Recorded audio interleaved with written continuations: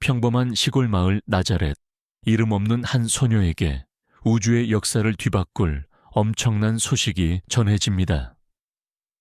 가브리엘 천사가 마리아에게 나타나 전한 첫 마디는 바로 이것이었습니다. 마리아야, 무서워하지 마라. 너는 하느님의 총애를 받았다. 하느님의 부르심과 계획은 너무나 거대해서 연약한 인간의 눈에는 종종 감당할 수 없는 두려움으로 다가옵니다. 결혼도 하지 않은 처녀가 아이를 잉태한다는 것은 당시 유다 사회에서 돌에 맞아 죽을 수도 있는 끔찍한 형벌을 의미했습니다. 마리아가 느꼈을 공포와 혼란은 우리가 감히 상상하는 그 이상이었을 것입니다.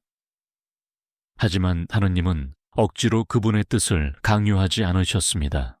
성 베르나르도 교부는 이 수태고지의 순간을 묵상하며 온 우주가 숨을 죽이고 마리아의 입술에서 나올 대답을 기다리고 있었다고 표현했습니다.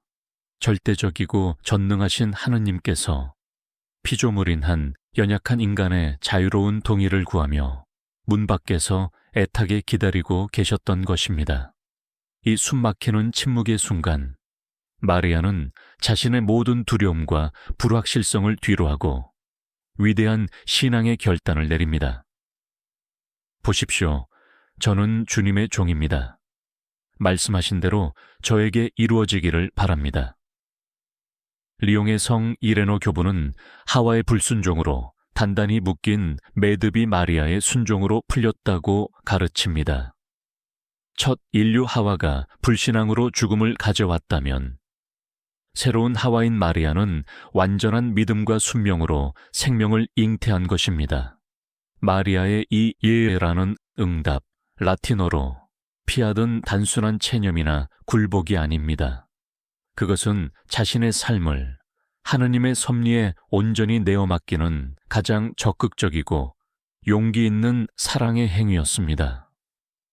마리아는 앞날에 펼쳐질 고난의 십자가를 다 이해하지 못했지만 자신을 부르신 하느님의 선하심을 전적으로 신뢰했습니다.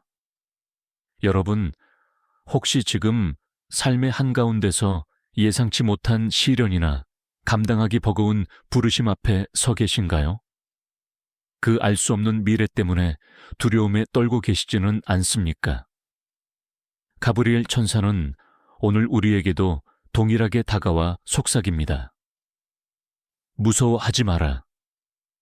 두려움은 믿음의 반대말이 아닙니다. 참된 믿음은 두려움이 없는 상태가 아니라 두려움 속에서도 하느님의 손을 굳게 붙잡고 앞으로 한 걸음 나아가는 용기입니다. 우리가 두려움을 넘어 하느님의 뜻에 예라고 응답할 때 우리 삶의 작고 초라한 나자렛에도 기적이 시작됩니다. 마리아의 태중에서 말씀이 사람이 되셨듯이 우리의 순종을 통해 하느님의 은총이 우리 삶에 생생하게 살아 숨 쉬게 될 것입니다. 지금까지 루카복음 1장 30절 무서워하지 마라. 가브리엘 천사의 예고였습니다.